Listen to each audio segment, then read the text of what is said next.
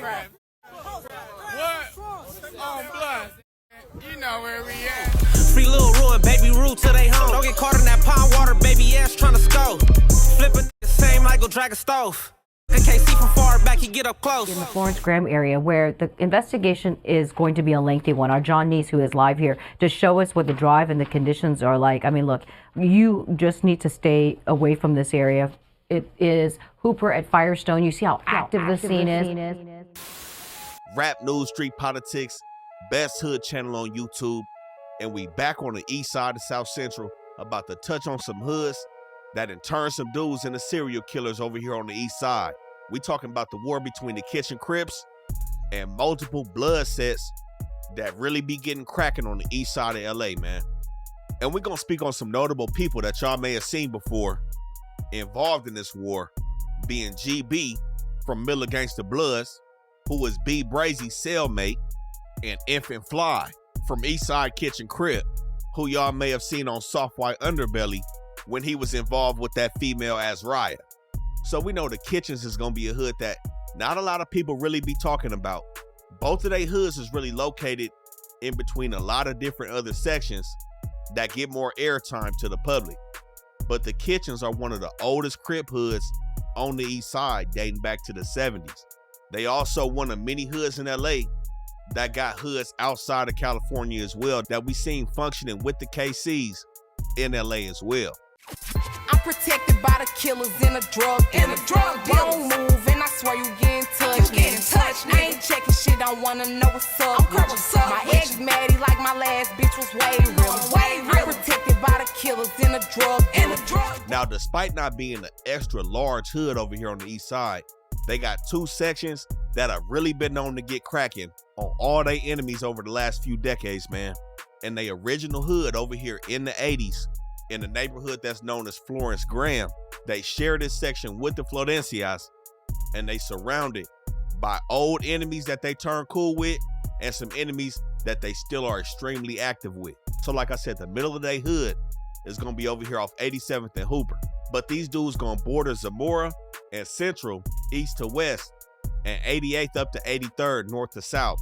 And that Hooper Market on Hooper and 83rd is definitely gonna be a main spot for the Kitchen Crips. And they for sure gonna be active in them alleyways behind the Burger King, the El Super, on Firestone as well. So this whole area, the Kitchen Crips are definitely active. But like I said, they sharing territory over here with the Florencias, a hood that they don't have problems with. We've seen the Kitchens and the F-13s in this section hit up together and not whack each other out. But hoods to the north and the east of them, they used to beef with in the 7-6 East Coast and the 8-9 East Coast neighborhood Crips. Now, you know, this was also a cracking war between the Kitchens and the East Coast, which also bled to the 11-6 hood over there by the 11-8 blocks. We're gonna touch on them. But in the last few years, the Kitchens and the East Coast have been able to come to the table, hash out their differences, and it seems like the Kitchens really have dwindled down on their Crip on Crip beef. They've always been cool with the Avalons over here and the other gangster Crips, and they've known to be tight-knit with Compton Avenue Watts, which is a smaller Crip hood between 92nd and Century, known as the Dark Side. But to the west of them past Central, that's where pretty much all they beef is gonna be, with the Swans. Medical, party on your block like a festival. All you hear is helicopter sirens and arrestables. Anything look suspicious to the cops, you sweatable. And before you start the war, you better know it's never settable. West Main, Diamond Lane, we front line and shoot things. We pack fast straps and keep it sack, is how we do things. Trying to catch a nigga out slipping like a new game. LHP all the way to Bumpton so the rules came. Now we know the Swans, one of the largest and most dangerous hoods over here on the east side. And they controlling a lot of territory, a lot more than the Kitchens. But like I said, the Kitchens have had heavy hitters come out of both of their sections in the 8-7s and the 11-6s. But the Swans got multiple sections, some that have been known to beef with each other in times past, but nonetheless, they really pushing a unified movement within their hood. Now, directly across Central, between Manchester and 88. Now, Manchester, once you get past Central, it turns into Firestone Boulevard. So basically, those streets are the same. So right past Central, between Manchester and 88, until you get to the Avalon Gardens, that's gonna be them 88 Swans, mob Swans. And just south of 88, you got the family Swans, whose main cliques are gonna be on 89th and 92nd. Now, they've been known to push neighborhood family Swans or just FSB, but this section been known to be tight-knit with the Inglewood families and the Sentinella families in Inglewood pushing that family movement. And all of the Swan hoods are going to be a part of a collective called VSOP, which allies them together with the Eastside Bloodstone Villains in the low bottoms, the Eastside Rolling 20 Outlaw Bloods, and the Rolling 30 and Rolling 40 Bloodstone Pyrus on the east side. Now, both of these hoods underneath Manchester is going to stretch the same length as 88 Avalon Hood, a hood that's been cool with the Kitchens due to their common enemies when they was once beefing with the neighborhoods, the East Coast over here, and they common enemies in the Swans. But these two Swan sections underneath Manchester pretty much going to be in between their enemies, with the Avalons to the west, 9-7 East Coast to the south, 8-9 the Kitchen Crips to the east of them past Central, and not far from here, they also in a deadly war with the 984 Main Streets, 98th and 84th. Now, the largest Swan section is going to be MSB, Eastside Mass Swans, and they stretching all the way from Manchester up to about 75th, where you run into the 7 Trey Gangsters and the 7 Trey Hustler Crips on the north side of 75th. But either way, they still got 10 solid blocks all the way from Manchester to 75th. And they going from Central all the way back to Broadway, where they gonna share some of their territory from about 81st and Broadway up to 75th with Barrio Majados. Now, right here between 82nd and Manchester, Main and San Pedro, this where they gonna be really active with them 84 Main Streets. And like I said, above 75th, the 7 Trays is right there, but 6-pack East Coast is gonna be just past Florence as well. So the Swans, even though they got a large hood, they got a lot of beef to get into, man, over here in this section. But them MSB clicks is going to be on 77th, 79th, 80th. Of course, we all know about them 84 Swans, but all these Swan hoods from 75th all the way down to 92nd is going to be tight-knit with each other, getting cracking on their enemies. But like I said, the Kitchens also have another set, them 11-6 Kitchens, that's going to be tight-knit with the 87s. They're going to operate on the same time, and they're going to be over here right outside the Nickerson Gardens in an area called Green Meadows, between Imperial and the 116th. Now, they do bleed past the 105 to 120th, where the Millers are on 120th at them Dory Miller apartments. But they've been fighting for that area for a long time, right up under the 105. And they also gonna go from Avalon to Central, where they beefing with the bounty hunters at that Shell gas station heavy right there, all down Imperial. And of course, the 11 Aces right across Avalon from them, they no longer are beefing with the 11 Ace, but they've been known to have a heavy beef with 11 Ace main enemy in Athens Park, and of course the Milla Gangster Bloods, who's gonna be south of them past 120th. And we spoke about Athens in their own video. Y'all make sure y'all go check that out. We know they at the park, but over here on the 130th and San Pedro, that's gonna be where the Athens really be at. Now, there was another Avalon set over here called 11-6 Avalon. It said that the 11-6 Kitchens have soaked up the 11-6 Avalons, and they also gonna be cool with the Broadways over here as well. But yet another big enemy that they beefing with, another blood hood, is gonna be Bounty Hunter Wise. Now, we know Bounty Hunter is gonna be inside the projects and outside the projects, bleeding past Compton Avenue all the way to Willowbrook, and they're gonna be right on top of the Kitchens north of Imperial on all them blocks as well, where they pushed out the Mid-City Stoners that used to be right here. And another Sudeño hood named Wasvadio Lacotes is in this section as well, fighting with Bounty Hunter in this section. But this 11-6 section is where a lot of things have cracked off at. What's the big old deal, man? This show good peoples, man. We pouring life in that cell block, man. Free the Miller, man. Free the peoples. Free the king, man. It's all good, though, man. We gonna be out there real live and direct. You feel me? It's still ES with the BS, man. Y'all already know, man. Spade music and all that, man. Free the kid today. Free the kid, man. ES with the BS. It's on the floor, man. If I hit the county, bet them niggas wanna run me.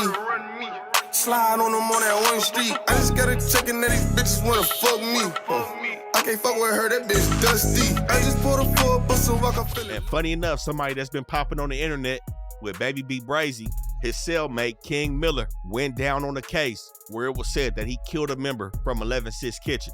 Now, you know, he from Miller. They right here on the 120th. And like I said, the Millers and the Kitchens been beefing over this territory between the 120th and the 105 for an extremely long time.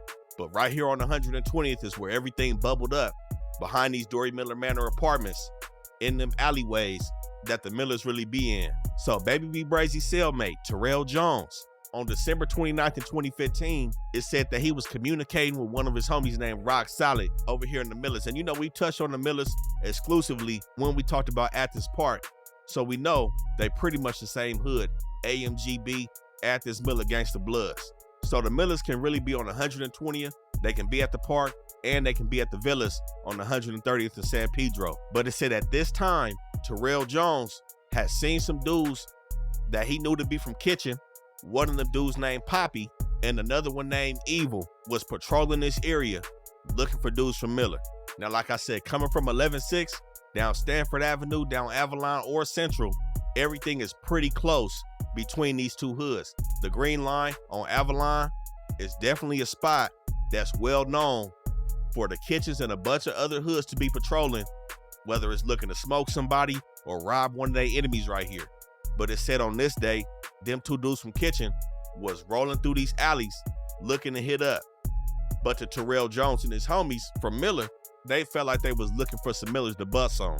And it said that a dude named Ian Antonio Davis was sitting over here on his porch at these apartments on 120th when Poppy and Evil pulled up to hit up in the alley.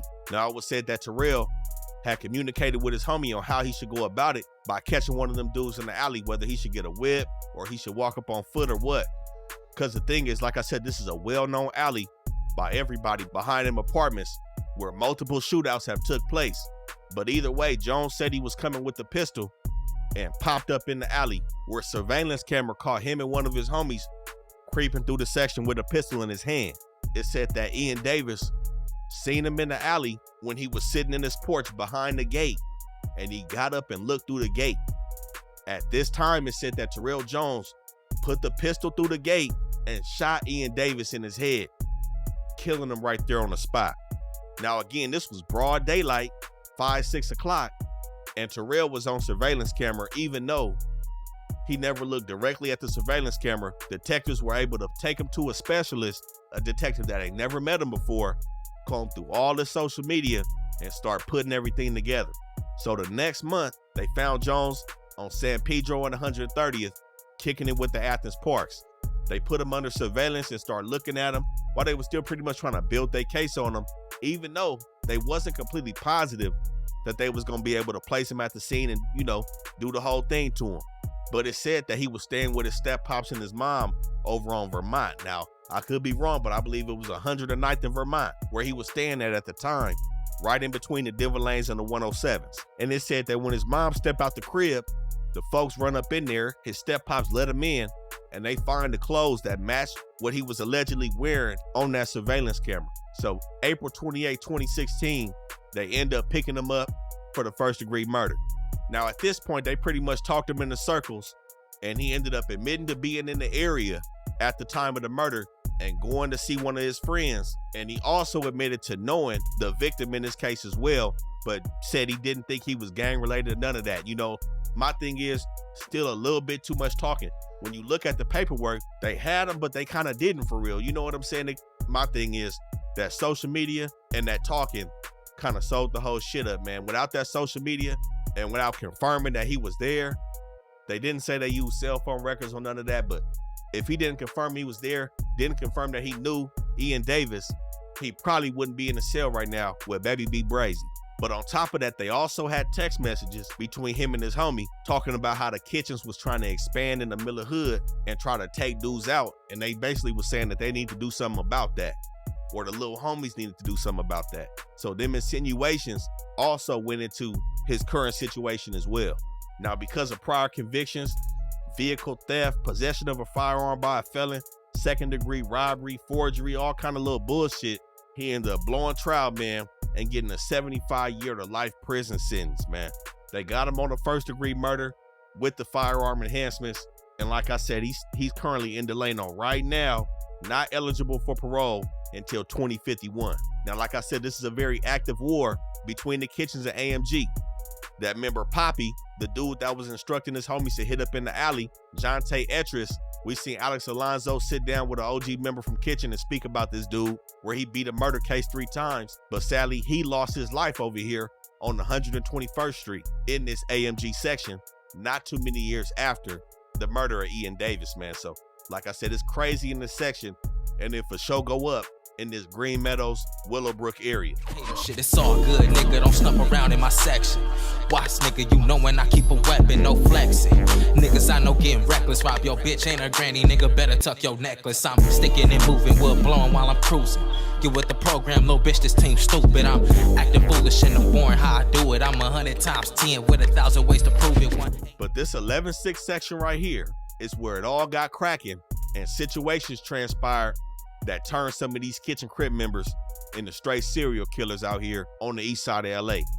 Now, fast forward a couple years from this Ian Davis murder over here, September 26, 2021, on the 116th, in the middle of this kitchen Crip hood, a G homie from their section named Cole Walker Haywood was shot and killed while he was riding with one of his homies, Tyrese Marquise Brown, also from 11-6 Kitchen.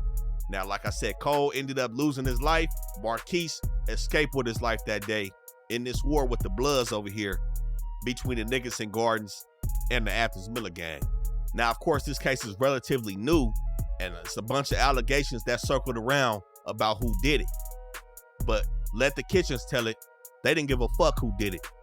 They went cracking on any blood hood from 116th, every blood enemy they have, they tried to put work on and ended up killing 6 people in less than 2 months, right after this homicide. 9 people have been arrested and charged in connection with a killing spree over the past several months. They've been charged with both murder and attempted murder and allegedly conspired together to commit these crimes. Most of them were gang-related. 6 people were killed, one of them as young as 18 years old. So there was 9 defendants total in this case who went into avenging the murder of their OG homie Cole Haywood. Again, there was the dude that Cole was with, Tyrese Brown, who was 28 at the time, Jazani Cruz, who was 27, James Patterson, who was 38, Mario and Tony Gonzalez, both brothers, both 20 and 21, Daryl Ray Jones, Matthew Mooten, Luis Felipe Moratala, who was 21, and Alexander Padilla Yates, who was 27 at the time. Now, the key thing is, that dude Matthew Mooten, he goes by the name Infant Fly, the dude you may have seen on Soft White Underbelly with that female Azariah, who he was pimping on at the time that all this was transpiring. So this is Fly, and you are, how would you describe yourself? You are Azariah's boyfriend? Yes. Are you her money manager as well? Yes. Would you call it a pimp? I wouldn't use that per se, but yeah. Now, not all these dudes was involved in every single murder, but Mario Gonzalez, man, 20 years old, was seemingly with all that gunplay because he was charged with all 6 murders in this case and had an $18 million bail to show for it. So like I said, being charged with all 6, he also had 3 counts of conspiracy to commit murder and 2 counts of attempted murder. Now, he's currently in the Twin Towers, and he's one of the last ones that's about to be transferred up to Wasco looking for a permanent stay in state prison. But he was there for the murder of everybody starting on November 15th, just a month after they big homie got killed, where they was up by their A7 hood on 79th and McKinley. So it said that Mario was driving a car with his brother Tony Gonzalez, and they had Padilla Yates in the passenger with them as well. Now, rolling down 79th and McKinley, like we said, 7-9 is going to be a clique of MSB. And 79th and McKinley is going to be one of their main spots, not too far from Fremont High School. So this is when they pulled up on 18-year-old Aaron Sutton, who they believe was a member of them Eastside Mass Swan Bloods. And with Mario driving, it said that Tony and Padilla got out and chased Sutton, where Tony Gonzalez ended up doing the work and killing Sutton on the spot over here on 79th and McKinley. Now, presumably in retaliation to this whole situation, later that day, after killing 18-year-old Sutton, the Swans allegedly shot up a house that was in the kitchen Crip hood, and Moratala, one of the co-defendants on this case, was involved at a shooting at a liquor store in the Swan hood, all in the same day, man. Like I said, these dudes started to get cracking. And with Mario and Tony Gonzalez being 2 of the main ones, when they ended up going down on the case, their uncle showed up at court and the news got up with him. They asked the uncle what's going on. He didn't even know they was down for these murder charges, these hot ass charges. And he ended up telling the news that ever since they homie died in the 11-6, they big homie, Cole Haywood, he said something kind of triggered them. They kind of took a turn for the worse, man. And like I said, this was the turn to being serial killers out here on the east side. Because just 6 days after they killed Aaron Sutton, here Mario Gonzalez go again, this time in the 8-8 Swans off 88th and Central, November 21st. He rolling down the street and see somebody else who he think from Swans, end up busting that dude, missing him, and end up killing 61-year-old Christopher Darnell Woods over here in this MSB hood. Somebody that wasn't even affiliated with this whole situation, but now he got his second murder under his belt. But that didn't stop him, and he didn't put a pause on the motion. But the next day after this, they decided to leave the Swans alone for a little bit. They wanted to cool down, I guess. And we seen 7 of these dudes: Tyrese Brown, Jazani Cruz, James Patterson, Mario Gonzalez, Tony Gonzalez, Daryl Jones, and Alexander Padilla Yates all jump into the car where they seemingly met up on 116th and slid down Imperial. Now, this is where they ended up bending into the Nickerson Gardens looking for some bounty hunter Watts Bloods off of Parmelee Avenue. Now, November 22nd, after all 7 of them plotted at Patterson's home on 116th, they rode in a caravan 3 cars deep and start popping out the window, sadly killing a female, 24-year-old Timothy Lee, on November 22nd.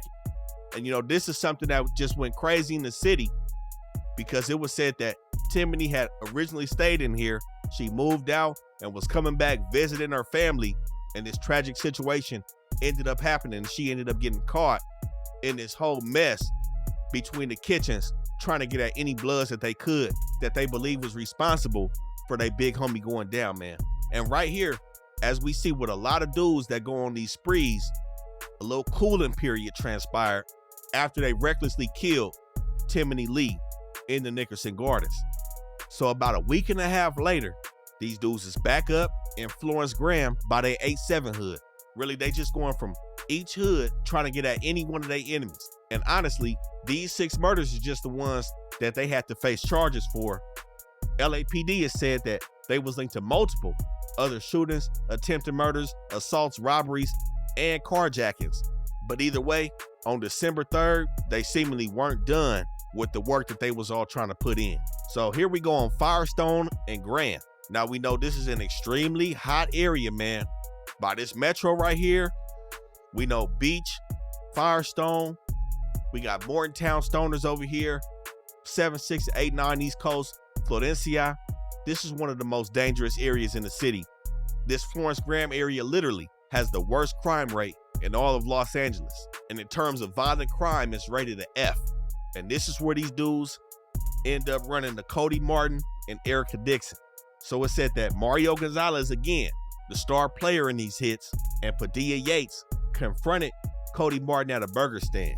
Again, as usual, they believe he was a blood member.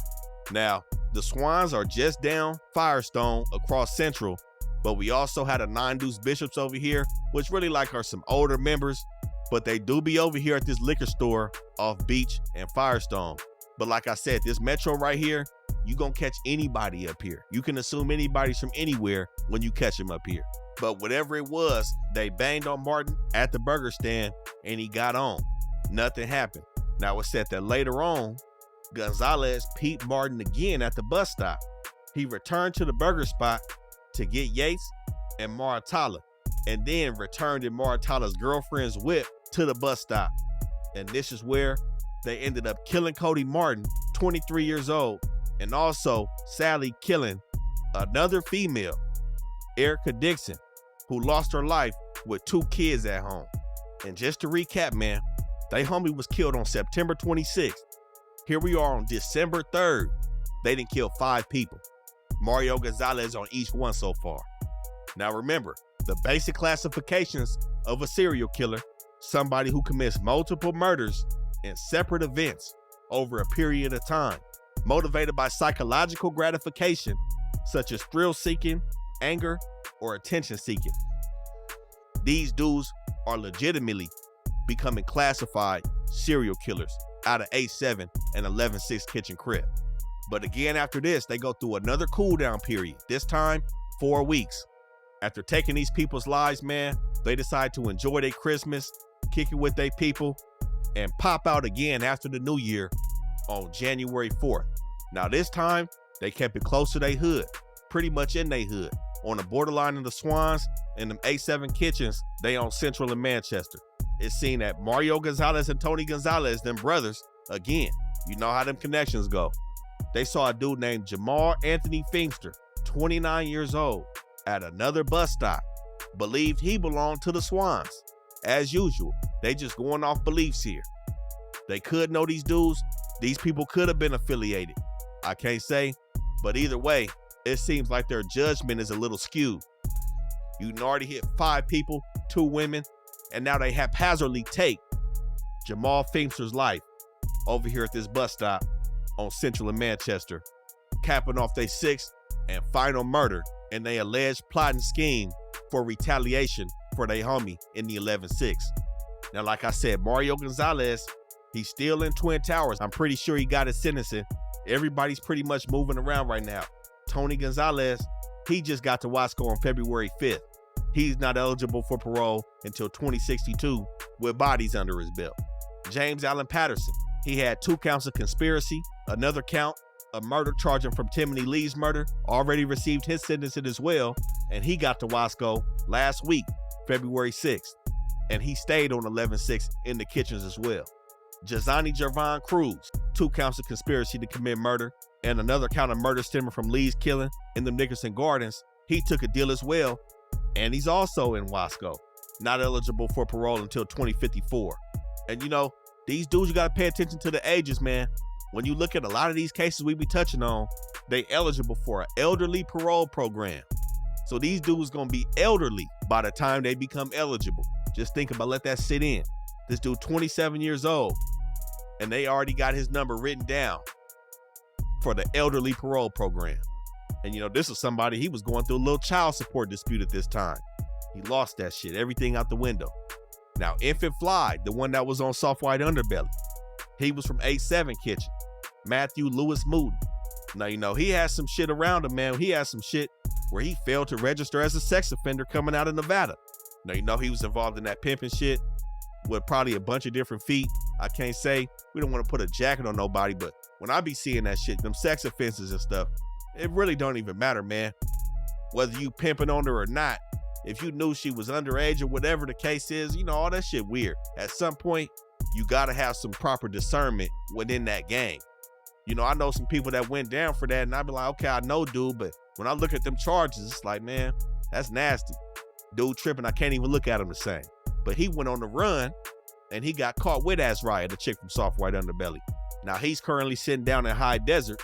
Now, he seemingly wasn't a part of a lot of the things that was going on, but he's not eligible for parole until 2033.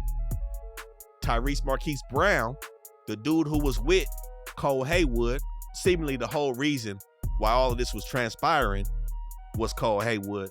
Tyrese Brown, he was also hit with 2 counts, each a conspiracy to commit murder, and he had a body stemming from Timothy Lee's killing in the Nickersons. Again, he was from 11-6. He stayed on 116th, the same as Patterson, and he's also in CDC.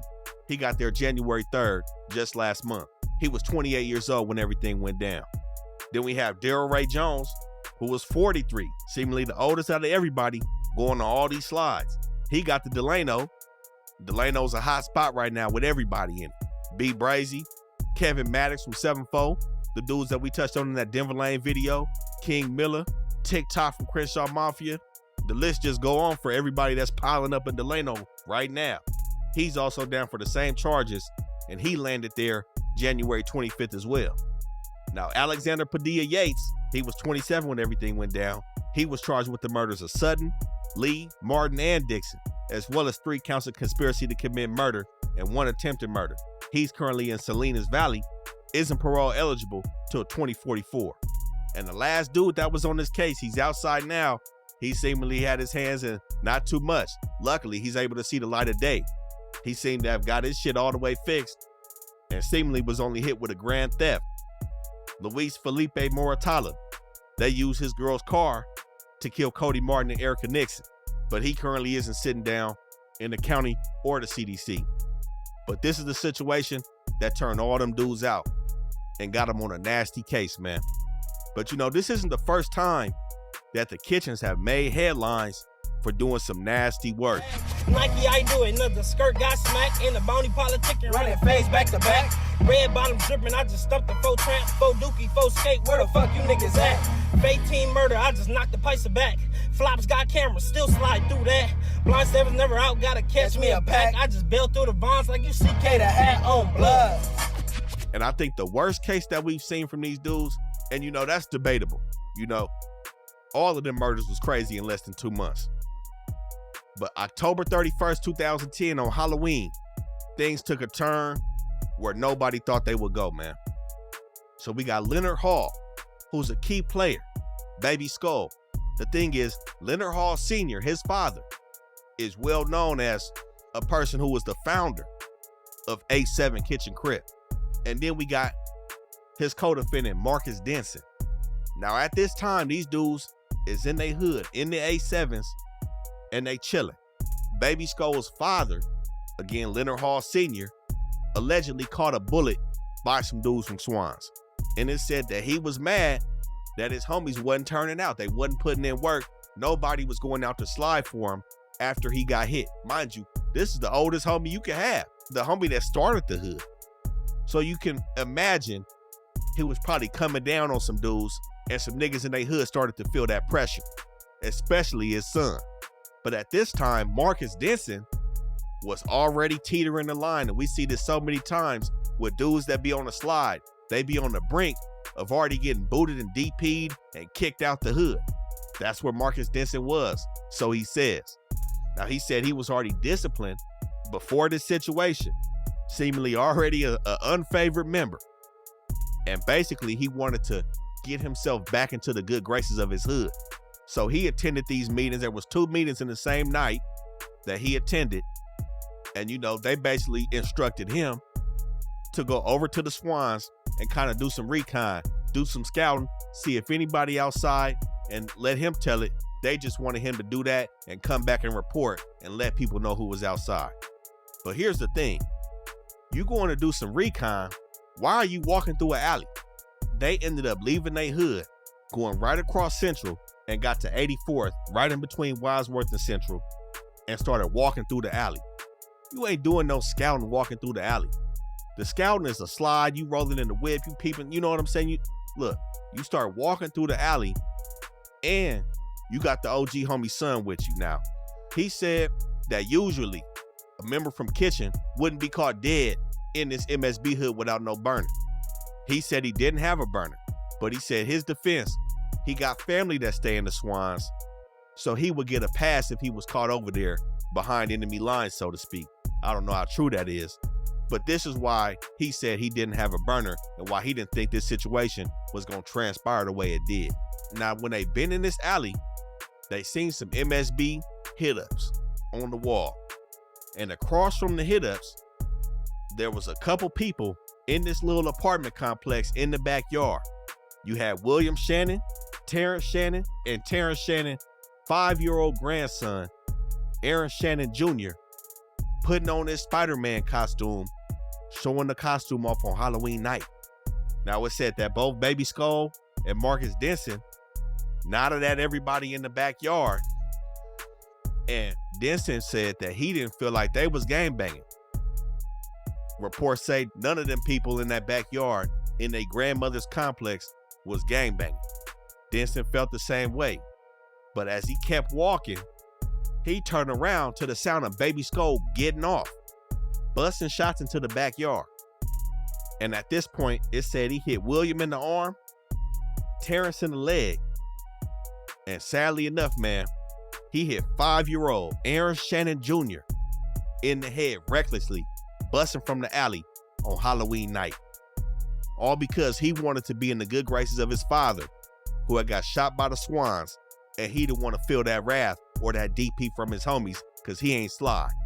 He take a 5-year-old life over here on 84th and Wadsworth. Now, you can only imagine, man, the city went up over this It went crazy. This situation was all over the news all the way back in 2010, man.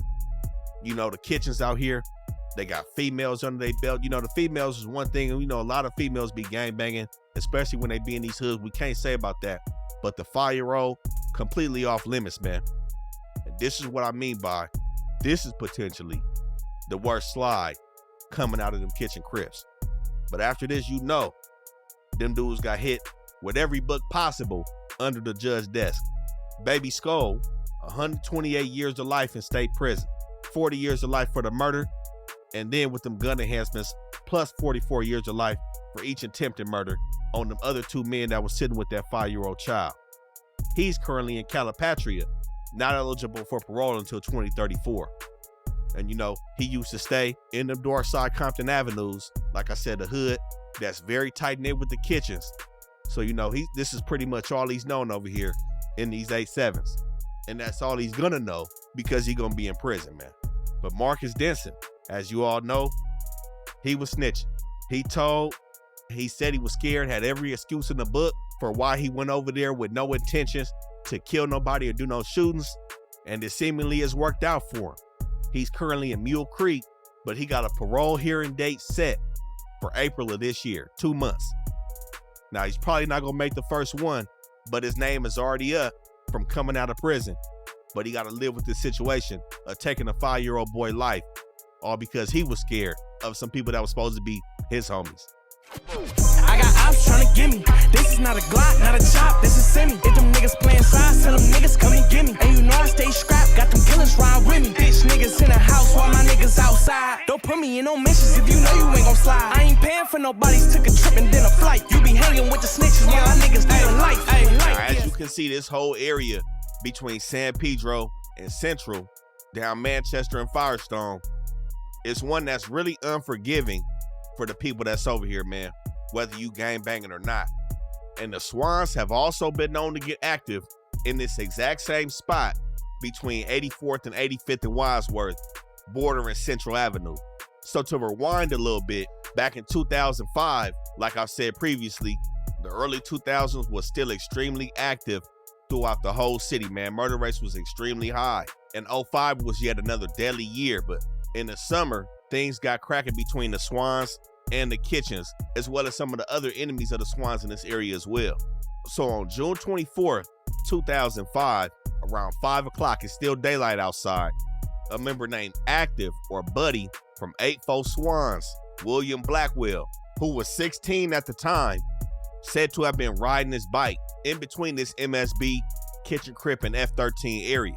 Now, like I said, we done seen both of these hoods, the kitchens and the Swans, be cool with Florencia. So I don't think at this time, even in 2005, there was no tension between MSB and F13, or even Kitchen Crip and F13.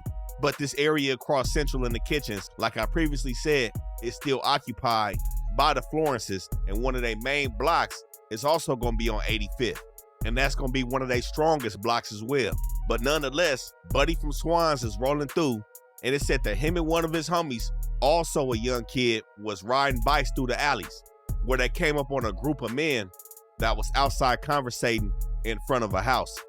Now, at this point, witnesses had stated that they seen Buddy and his co-defendant fumbling with a gun, where the magazine had dropped on the floor, seemingly like they was kind of green to this whole shit. You know what I'm saying? Again, these dudes was 16 years old, very young kids, but they was over here looking to get cracking on them 8-7 kitchens.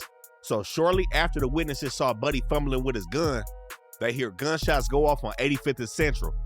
And it was at this point that 17-year-old Joshua Armando Cornejo was hit in the chest, perforating his heart and his lungs, and killing him right here on 85th and Central in this Kitchen Crip hood. Now, like I said, this was a Hispanic young man that got killed over here. I don't know if he was affiliated with the kitchens or if they meant to hit somebody else that was in this crowd with him.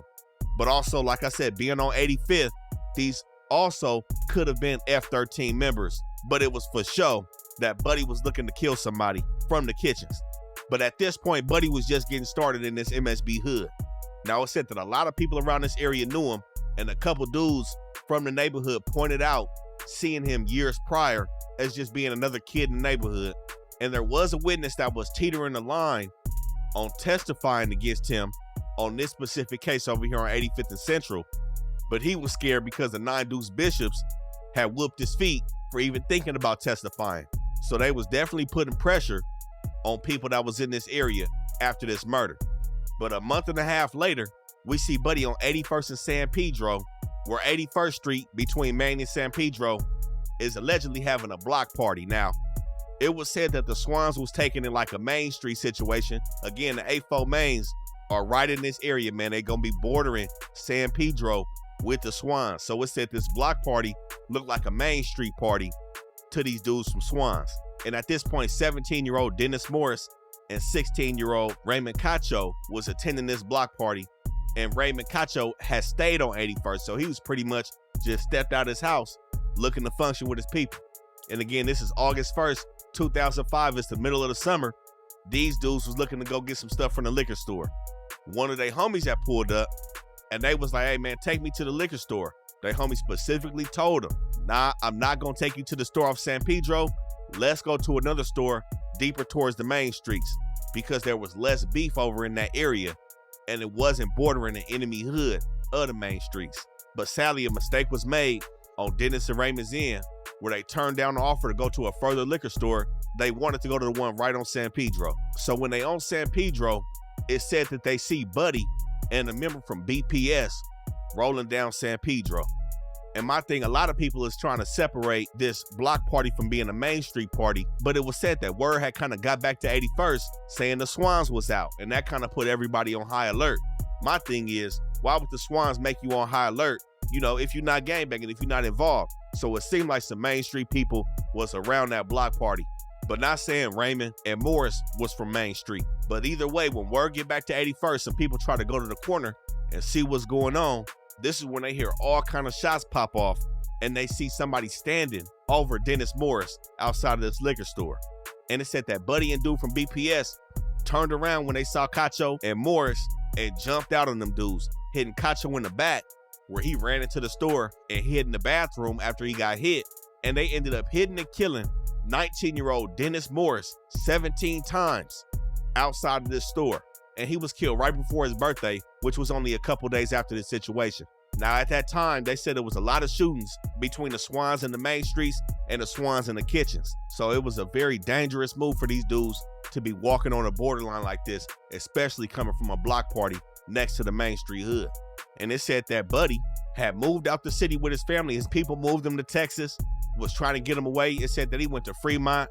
He was well known in the area, so he was getting into some shit. His people moved him to Texas, and he came back and just couldn't shake this street shit and ended up getting caught with 2 homicides. He ended up getting sentenced to 140 years of life in prison, and he currently in Solano right now, not eligible for parole until 2029. So like I said, a lot of action be going on in this area between the Swans, the kitchens, and their enemies, man. A lot of sad cases, and we gotta say rest in peace to everybody that lost their life in all of these situations as well, man. A lot of things could have been prevented, but nonetheless, man, make sure y'all like, comment, and subscribe, man. We on the road to 250,000, and we gotta thank the members, man, for tapping in with us. Rap News, Street Politics, we out.